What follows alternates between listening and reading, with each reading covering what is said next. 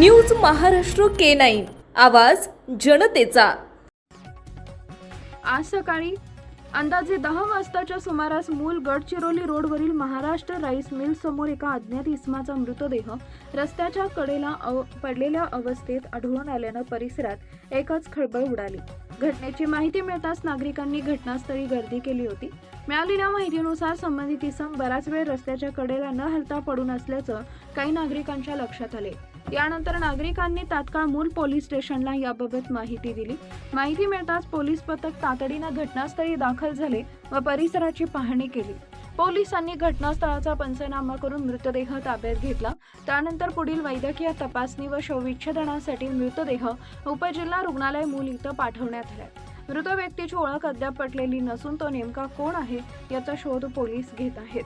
प्राथमिक तपासात मृत्यूचं कारण स्पष्ट झाले नसून नैसर्गिक मृत्यू, अपघात किंवा अन्य कोणते कारण आहे का याबाबत सध्या काहीही सांगता येत नसल्याची माहिती मिळते।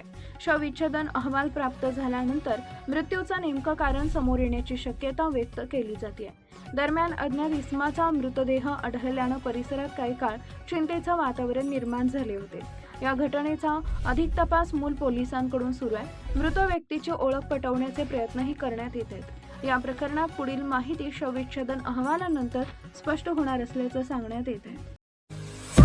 महाराष्ट्रातील महत्त्वाच्या आणि ताज्या बातम्या पाहण्यासाठी आमच्या न्यूज महाराष्ट्र K9 चॅनलला YouTube वर सबस्क्राइब करा आणि बेल आयकॉन प्रेस करा।